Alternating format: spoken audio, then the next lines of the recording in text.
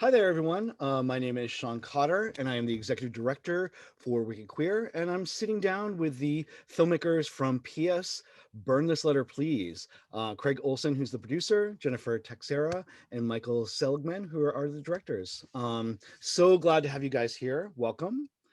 Thank you. Thank you. Thank you. Um, yeah. I guess to get it started, tell us how this what a fascinating and amazing documentary. Like honestly, I'm a big history buff, and I of as being a sort of festival sort of maker, I'm really kind of curious and interested in sort of maintaining and presenting queer histories, because I feel like often in our society histories are rewritten and revised, especially now that the internet and everything is so fast. And I am trying to fight that tide of that sort of revision and also erasure, because that also happens too. Is in the past we never heard about our own histories, and I'm certain that there are forces out there that would like us to never know our histories. So one, props for putting together a documentary that has such an amazing sort of archivalness, and also give us some facts about our own sort of queer histories too. So tell me a little bit about how this project sort of came about. Well, in 2014, I discovered a box of letters. And when I started reading these letters, I was immediately drawn into them because they were so juicy and they were so full of information that that one felt like you should not be reading these letters. They were very personal. And as I began to read over some of the letters, I realized that these were letters that were written by drag queens. And these were like early 1950s up into the 60s. And I'm somebody who loves the art of drag. I've dabbled in drag myself. I love drag. And I thought to myself, I don't know anything about drag, but yet I like to perform. Why don't I know this history? Why don't I know anything about this? So I immediately called Michael, who's one of my dear friends, who's the co-director on this project. And I said, run, don't walk, get over to my house. I have to show you something. It's going to change your life. And he came over.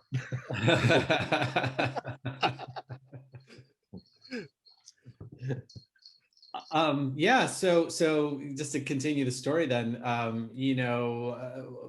came to Craig's house and these, dozens and dozens of pages, sort of very old looking paper scattered across his dining table, and just started reading them and recognizing like these were the letters all dated back to the 1950s, and it became clear after reading a handful of them that they were written by drag queens, and it was so unique and such a unique window.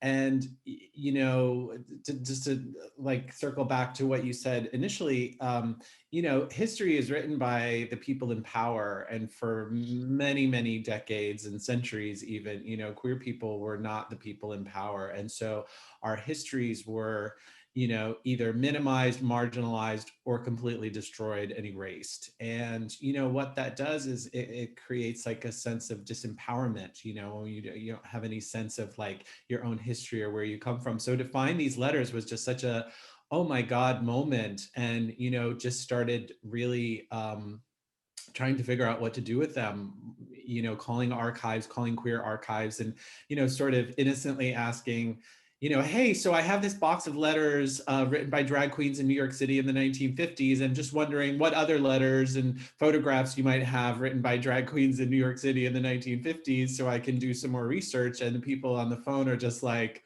long pause, long pause, long pause. You have what? Are you kidding me? You are holding onto a box of gay gold and you need to do something with that. And that was when we started just really in earnest trying to see if we could track down these people, thinking, okay, these letters are 60 years old. These people would have to be in their 80s or 90s. What are the chances that they're still alive? And that's when kind of the journey began to try to track down people and clues and things like that. Great. Jennifer, anything you want to add? Yeah, I mean, it was, obviously you can imagine that journey was pretty intense. We just because they are in their 80s and 90s, first of all, they use their drag names in the letters. So we had a name that wasn't their own, maybe an address, maybe a birthday. So we actually enlisted the help of a PI to help us find all the Claudia Diaz's in the United States. And then it was just a lot of calls, and they don't have, a lot of them don't have internet, or they have landlines. So it was definitely a very long, arduous process to track them down, worth every second, obviously, because they're incredible and wonderful people. And then we had actually the same, back to your original thing about the archive, we kind of had the same journey with the archive as well. That archive was extremely difficult to find, and we were finding it in the oddest of places, and up to the very point where we were supposed to premiere swapping things out because we had found something new. So it was definitely a long process in uncovering this little piece of history. I have to say, like, bravo to all of you for doing this work, because I mean, it is, the documentary is absolutely incredible. Like, as someone who's a history buff, it like the salaciousness of it, the juicy stories. I can only imagine what's left in the letters that you didn't reveal. Like, I want all those bonus features, like on whatever physical release this gets, because I just feel like you did hit the box of gay gold in many ways. So tell us a little bit about, like, Adrian is one of the characters that really kind of jumps out at me, and what a fascinating life. So tell me a little bit about kind of like the interview with Adrian, those stories, that kind of process as well. Adrian, we actually met through one of our historians, Joe Jeffries, who is a remarkable person himself. Is sort of like the memory of drag history in New York City, and professor at NYU in the New School. And I had reached out to him through a contact I think we got from Craig. Craig had a friend who's like, oh, you have to talk to Joe Jeffries. I talked to Joe Jeffries. Joe Jeffries is like, oh, you need to meet Adrian. And so, set up a coffee, and we were just sort of like just trying to find anybody at that point that we could talk to. And, I think at the time, Adrian was like 89 or 90 already. And I thought, okay, let's see what this is. And he shows up to our meeting with 3 photo albums and just a bunch of stories. And Adrian, as we've all discovered, is one of the most magical creatures I think you'll ever encounter. And he's sort of like a little wind-up toy where you just kind of wind him up, and then he'll just go. I mean, we've been to a drag march, more than one drag march with him. We walked all around the city with him. It's like, he's amazing. And his memory for detail is so specific, and was just, I mean, we can't say enough about Adrian, and what a love he is. That's amazing. Anybody else want to chime in about Adrian? Oh my God, he's a little wind-up toy. He's like a little will-o'-the-wisp, and he has so much energy. He puts the rest of us to shame. And I remember when we asked him, we met him at the Gay and Lesbian Center in New York, and Michael and I were so infatuated by him. We're like, please, can we get you on camera? Can we? And he's like, oh, I don't know. It's like, no, we have to have you. We have to have you. And we're so fortunate that we were able to get his perspective and stories, and his connection to the Club 82, which was absolutely essential to part of the storyline of this film. And it's just his role that he played in the connection to the letters and the information that we discovered. It was so integral. So he is by far one of the best queens I've ever met in my life. Actually, all the queens in our movie are the best queens I've ever met in my life, to be honest with you. But he was definitely a standout for sure. I just think that, like, the film is so important because, again, we lost an entire generation to AIDS. Yeah. And I think that one of the things that I know myself missing, those sort of queer elders to sort of like tell you the histories are often told and handed down that way, and to have the sort of access to these amazing folks who have lived these lives is just it's what a treasure and what a treat. Again, striking gay gold in in many ways of kind of maintaining and sort of creating this history. Bringing up Club 82, I kind of wanted I had a question really kind of about that as well. Is such an important part of the film, and also like what a fascinating like sort of like space too as well, like the fact that it existed like pre-Stonewall. There was like a lot of both lesbians and gay men sort of in one space, sort of, you know, really kind of like challenging sort of the sort of gender binary norms, and sort of having this sort of like performance piece as sort of as well, but also like strictly for heterosexual consumption, which is very interesting too, because I think a lot of times we don't think of our sort of queer culture as being consumed by heterosexual sort of audiences. Can you maybe talk a little bit more about that, sort of like what that was then, kind of how it is now, if you have any insights about how it is now? Well, yeah, and run by the mob. I mean, we can't. Yes. I mean, that probably. I mean, I remember when that information came out, falling out of my seat. That was kind of wild, and that very odd symbiotic relationship that the Queens had with the mob, and the mob offered, you know, this layer of protection to them. However, the Queens made the money, and I think that's really what it boiled down to. It was a money making business. It was, you know, as Esther Newton put it, a performance for the normals.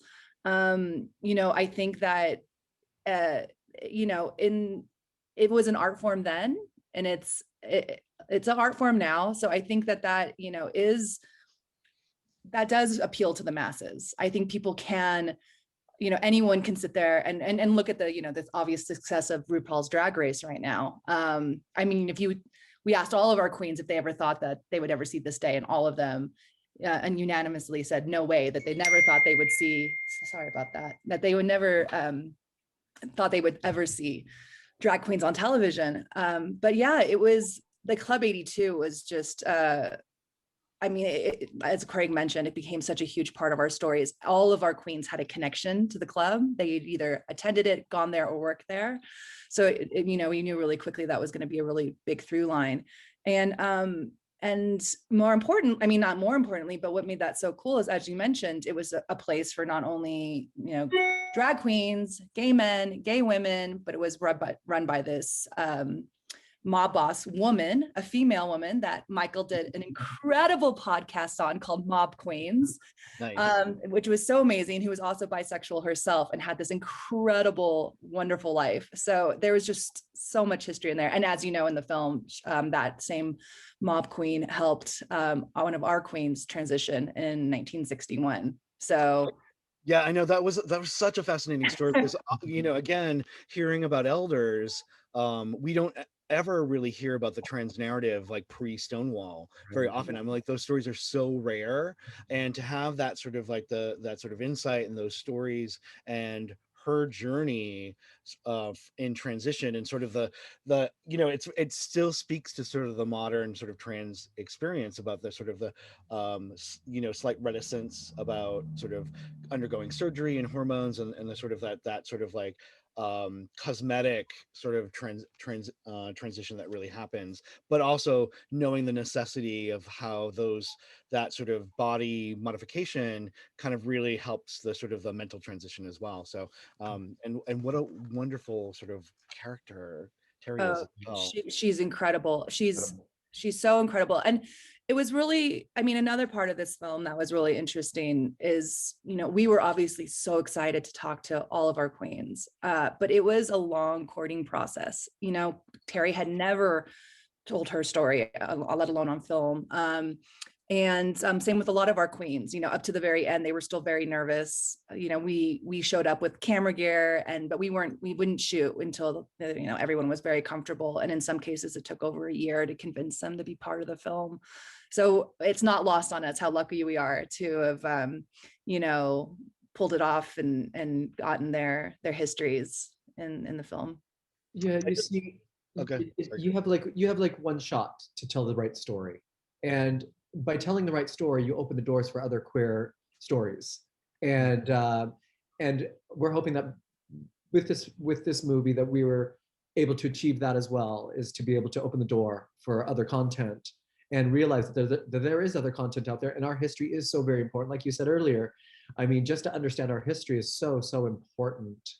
And it's like every single generation reinvents itself because there is nothing out there. And if you don't know somebody who's a little bit older than you, and just being able to have this window into this time period in the 20th century in America is so valuable to where we are as queer Americans, and not just nationally, but globally. And I think it's important to understand where we came from, because it gives us the courage to continue, and it gives us a connection to who we are as people.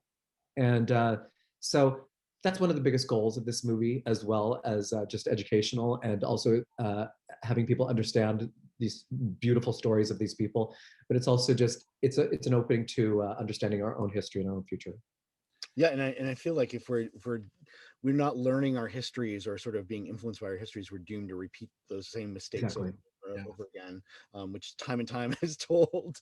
And I just think that like this film is so important for the sort of the younger generations kind of coming up too, because Drag Race is super popular right now. I mean, we have like, it's so weird like seeing footage from like DragCon and having like 9 and 10-year-olds, whereas I'm 50, so I'm like that I could not imagine being 9 or 10 and being sort of like that tuned into drag culture Yeah. as a young person. And I just think that in itself is like we've made such kind of strides Yeah. as far as like sort of having a cultural identity, but again, still more work to be done. Yeah. The other thing that like, If I can circle back to yeah. something that you were talking about earlier about, what these queens were doing in the 1950s, in the 1950s, there was a real concerted effort to create like this idea of a very stable family and gender structure. And there was this idea that men had to behave like culturally like men, and women had to behave culturally like women. And so what these queens were doing, it's easy to dismiss, what was going on at the Club 82 as sort of frivolous entertainment for a night. But what they were doing were really showing that this gender binary is really, it's not a binary, and that a man, a biological man can become a woman, really was helped kind of shape our ideas about gender at a time when it was so specific. And as Thomasine Bartlett, one of our historians, pointed out, these straight people that would come to the club and see a performance of a drag queen, and by the way, they were so convincing, many of them, that at the end of their act they would pull their wig off and drop their top just to prove to the audience, like, I really am a man under here. Because people couldn't believe their eyes. They could, they would say things like, how can a man can't walk in heels. A man can't do that kind of thing. A man can't, sort of act that way. But what would happen is when those people went back to their homes in Ohio or Iowa or wherever they came from, they left with a little bit of an altered point of view of like what gender is about, and is gender really a performance? And so what these queens were doing was so much more than just entertainment. It was really, changing our worldviews, and it's what drag queens are still doing today. Yeah, I mean, one of the things that kind of like stuck out to me too about the sort of the Club 82 is like the Kennedys were there, and I kind of think that like I again agree with you, sort of when you're exposed to that sort of like almost subversive kind of like kind of showcasing of non-traditional identities, it does change something in you. And I wish that it would be interesting to see if, had he not been assassinated and continued to go to Club 82, would we have had a little bit more tolerance towards LGBT folks in the 60s as present? Because I mean, he was such a big cultural figure, and it was actually really surprising to me that sort of footage was there. I expected Liz, I expected Debbie Reynolds, I expected Judy. Right. they're all sort of like iconic, but the Right. Kennedy, I mean, Jackie O, I'm not necessarily surprised Right. either. She was probably really the force to drag him to Yeah. that. Well, what's really interesting though is, and I've been working sidebar on like a little project but JFK had a best friend who was an, somewhat out gay guy, and who would often come and spend weekends at the White House, and was just sort of like openly gay friend of JFK, and it was kind of interesting that he was sort of progressive in his ways of thinking, and that it wasn't a problem for him. That is a juicy story, and I really want to know more about it. So please, Me I'm too. hoping that's another project. And I think my elementary school, because I went to John F. Kennedy Elementary School, I think that they would be slightly scandalized, but I think as a young grade school student, I would have been really psyched to know Yeah. Meet me in the tea room. I'll tell you all about it. Hey, I love it. I'm there.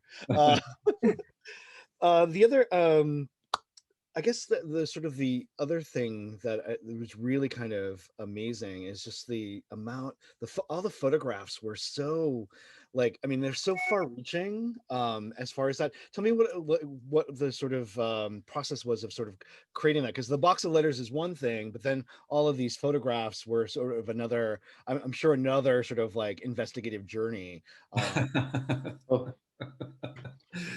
To say the least. I mean, we were, at some point we realized like we're probably going to have to do a lot of recreations because, a documentary is a very visual medium, and we needed ways to tell these stories. And so we actually, shot a bunch of recreations and took a bunch of photographs to help recreate.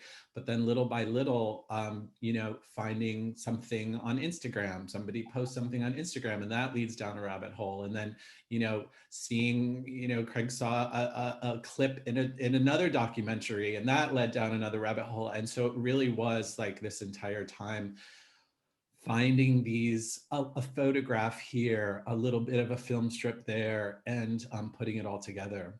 And one of the good things is too, Michael or Sean, is that we found a lot of our queens had a lot of photos that that had never seen the light of day, or had been packed in a suitcase for 60 years that they opened up like a tomb. And this, the butterflies flew out, and it was just like, and when Michael and I saw some of these, and Jen, when we saw some of these photos, we were like, oh my God, this is Daphne on stage at a ball. She's winning, she's, on the runway, and this is everything. This is everything to us. Look at the audience. Look at who's there, And it was just really so exciting to get their own personal photographs that nobody else has. And that's why everybody has these. Somebody has a gay uncle or a gay aunt or a grandma or somebody down the road. They've got this material and to find it, because there's really not a lot of stuff that exists out there in the archives. There's really not. No, Boston has its own sort of, they have what's called the History Project. And I know that like just, where we co-present a lot of stuff with them. And I know that the struggle is always real about sort of that kind of maintaining those histories and sort of discovering them. So again, bravo for sort of like connecting all those dots, and also like sort of giving us this sort of wealth of visual history as well, which is kind of amazing.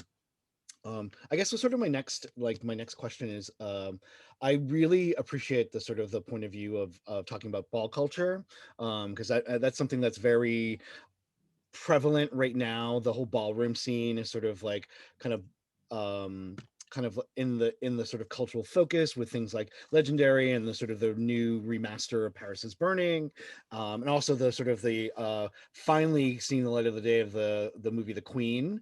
But thank you to Kino Lorber for sort of getting that out of the archive finally. And I really kind of appreciate the fact that not only do you talk about the sort of the white culture, that you talk about BIPOC culture and the balls of Harlem, and how that sort of connects the dots to Harlem Renaissance and stuff like that. If you could maybe kind of talk a little bit more about those connections, any juicy discoveries in that sort of process. Oh, absolutely. I mean, that would have been a whole dream, another documentary to make. But again, I will say that was probably some of the hardest stuff to find. We had when we spoke with Thomasine, she actually did it was a dissertation, right, Michael? Her dissertation on New Orleans and the drag culture. And, she very honestly said that she had a really hard time getting African Americans to talk about, who were drag queens, to talk about that period in their life, just because of, there was just an additional stigma attached, not only being a minority already, a marginalized group, and then also being a drag queen on top of that. So there's even less that exists in this world. We were so lucky to find Michael Henry Adams, who knows all things Harlem and all things, and he was able to talk to us about the Rockland Palace. And that's actually an example. The clip that Michael was referring to that Craig saw was a clip that was used in the Apollo documentary because queens used to perform at Apollo, but we were able to recognize that was actually Phil Black's drag ball, because one of our queens was in it and we knew what she was wearing that night and we knew what her hair looked like that night. So we were like, oh, that's Phil Black's. And then, and then we were able, because we had these points of reference, because of the archives that the personal archives that our queens had, we were able to dig a little bit deeper in that.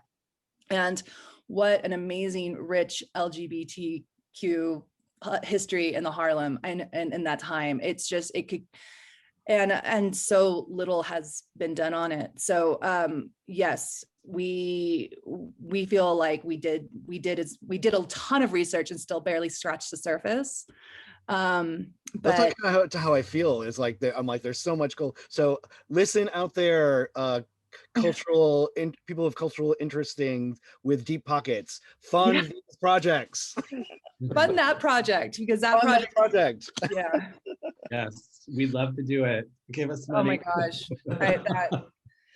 And it was such a beautiful time. I can only imagine how electric Harlem. And all of the queens said as much. They said that they would go to Harlem. They would go to Harlem to escape their everyday lives and everything that they were doing, just to let loose and be themselves. All of them had a Harlem story. One of our queens, Tish, talks about going with Daisy D, which Phil Black was one of the inspirations that Daisy used for his drag ball. But they talk about going up there and just running amok. And they have this incredible story about being in the streets and escaping the police and that whole thing. And it's so wonderful. Our queens were always escaping the police. Well, yeah, they were. That was always kind of and then we were running from the police. And then we were arrested. Yeah, and then we were arrested. Okay, so speaking of escaping the police, and this is going to be a big spoiler, but I'm going to reveal it. One of my favorite stories is the wig heist. My God! Tell me a little bit about the sort of the process of that, the sort of finding that story and kind of fleshing it out. Because it was absolutely I was gobsmacked the entire time. Because one, who doesn't love a wig? Honestly, but a wig heist. And also the weird black. Yeah. Also the weird sort of reselling sort of magic after the mop. Mopping wigs. It was mentioned a couple of times in the letters, and something that we had to do with the letters was, because there were so many different letter writers, we only hear 4 voices in the film, because we wanted to keep it we wanted to build up the characters and kind of keep it a little simpler for an audience that doesn't have the benefit of sitting and reading. But there's a lot of intersection of the letters, and so laying them out, mapping them out chronologically, you start to see, oh, they're talking about this day, that must have been the same day, that must be the same ball. So there's a couple of letters where they're talking about mopping wigs from the Metropolitan Opera House. And it was when we talked to, I think it was Adrian, who first was like, oh, yes, honey, I remember that. I also worked at the Metropolitan Opera House as a wardrobe attendant. And you start to see oh my God, these queer people are just everywhere in New York City, right? Yeah. And he was able to connect the dots, and he said, oh yeah, they came to me because they knew that some of the wigs wound up downtown at a club that I worked at. And so he kind of helped. And so we started piecing all of this stuff together, but it wasn't until we met Claude Diaz, who was one of the, he and Josephine Baker stole these wigs. And then he gave us the true tea, not what the papers, had found, but, and then, so going to the Metropolitan Opera House, they didn't even know about, I was sharing newspaper articles with them to help their researchers find things in their archives at the Met to kind of help piece this whole story together. And then, once Claude told the story, that's where we went to our animator and we're like, okay, we really need to make something out of this moment. And he did, Grant Nelson, who is just amazing graphic artist, did our animation there and really helps sell that story. So good. Yeah, it was so crazy too, because we had a newspaper. Well, Michael, you found that there was a newspaper clip. So we knew the details. We knew that this actually did happen. So we were able, that was just exciting. We were able to confirm this crazy story, which actually kind of was a little bit reminiscent of the opening of Pose, when they go into the museum and steal the stuff. And we're like, yes. It is. And we're like, Well, wow, story, this is so crazy. And then, and so just to have it retold to us through all these, at first Adrian told us, and then Robbie Ross was like, oh yes, they tried to sell that to me at Jewel Box Review backstage. I bought one. I went to jail. And we're like, you went to jail? And so it was just every little thing that we got to uncover and unpack. And it wasn't until like probably a year later when we actually realized that we were going to talk to the Claudia. And then he told us that he had a present for us for when we visited him. And it was, obviously one of those wigs, which we fell out of our chair again. So just that whole, it was years and years of just exciting, exciting discovery one after another with that story. And so I'm glad that you enjoyed it, because we were hoping that it came through as much as we were excited every time we got a little piece of it. No, I mean, it was so, again, these juicy stories from our history, like, again, lost to the annals of time. And, again, like, so fortunate for your investigative work to sort of bring this to the forefront. And hopefully you got selfies in that wig. Because I would have been like, boop, right on my head. The wig is under a glass box, locked up on a form. Just, it is. The wig is safe. The wig is safe. Good. The wig safety. So I guess also that sort of like leads me into like my kind of my last two questions. So what is the sort of the history of the letters now? Where are they? Are they in an archive? Are you still working with them? Right now, they're in a safety deposit box because they're historical and they're the only thing like it that exists. So we have to keep them. We have to keep them safe. We would love to probably publish eventually the letters. There's probably over 200 total, and all are better than the next. And perhaps maybe create a companion piece to the movie with the book P.S. Burn This Letter Please, which we publish the letters so that everybody can read them, because we do believe that they should be shared to the world. And then eventually, I'd love to put them in an archive, and I'm reaching out to some pretty major places right now that they can rest. So fingers crossed that they will be in a pretty substantial museum. And do you realize, Sean, that there is no gay and lesbian museum in America? There is none. There's not. You have a women's suffrage museum, you have a 9/11 museum, you have a radio museum, rock and roll museum, but you do not have a gay and lesbian history museum in America, which I find personally kind of disappointing. It's offensive, to be honest. Yeah, and so one of the things that I'm interested in doing is start to establish that in a standalone building in a major city in the United States of America, and hopefully it's paid by the federal government. But we'll see what happens. But that is something that I am wanting to expose more and more history, and really let it be educational, so that again we aren't afraid of our past and we know that we have a future. I think that's such a great project. And again, rich gays and lesbians and trans folk with deep pocket. This is a good funding idea. Call me. Yeah, exactly. I'm like, anything I can do to help, let me know. I don't have deep pockets at all, but I can at least get the word out. So I guess my last question is, so what's next for the film? you guys are on sort of on this. I know that the pandemic is sort of taken this sort of weird kind of thing with a lot of films, as far as releasing and festival runs and stuff like that. So I'm super happy that we got a chance to actually screen it to an audience, because I feel, again, it's a super important film for everyone to know their history. But what's sort of next for it? Well, you can stream it now on Discovery Plus, you know, in the, you know, safety of your own home. And we are also looking at some scripted projects, let's say, that are sort of inspired by the documentary, that hopefully will be somewhere in the future. Not to reveal too much. Yeah, we kind of did everything backwards because of the pandemic.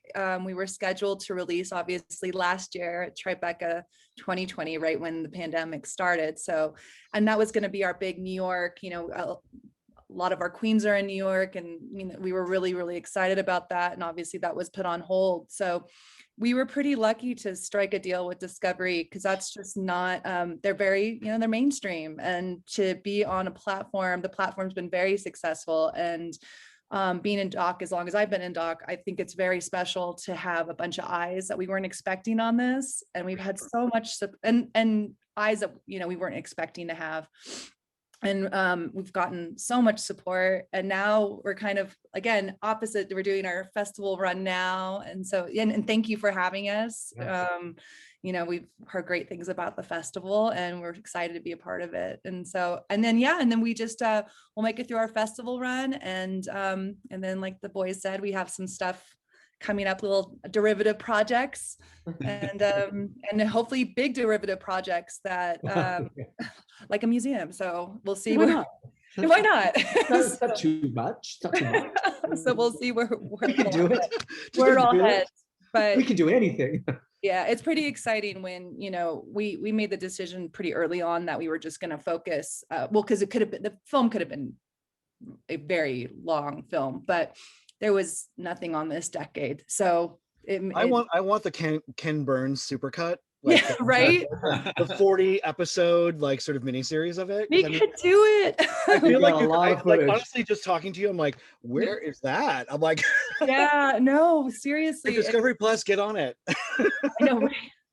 They're funny enough, you know, we and we can totally plug this a little bit, but they were really excited, and so they partnered with Legendary, Now This, and they're taking they're doing 5 mini episodes on stuff from the cutting room floor that we love, like Harlem and the Jewel Box Review that will be on Now This in June, coinciding with the we go back to Tribeca in June, and also with Pride. So that will be a little bit more if you guys are craving more. And Now This is such a great platform. Yeah. So Oh, that's so awesome. I'm really excited. So folks, if you have not seen PS Burn This Letter, please, it is running on Wicked Queer on our Zerb channel from April 8th to the 18th, and also going to be on Discovery Plus, so other chances to see it at home. Craig, Jennifer, and Michael, so nice to sit down with you in this like amazing project. I was really excited to sort of like chat with you guys about it, and I cannot wait for the cutting room floor stuff. That is super exciting, and I wish you well on all your future endeavors, and also the sort of the run of the film. thank you, Sean. Thank you, Sean. And keep me posted about this museum, because I want to know. Oh yeah. And one parting word: drag is an art form, not a fetish. Yes, thank you. That artistry needs to live on and on and on. So Yes. I appreciate your cultural investigation. Thank you, Sean. Oh, you're welcome. And if you need to find out more about our program, www.wickedqueer.org has our entire schedule. And again, thank you all for joining us. Thank you. Thank you. Bye.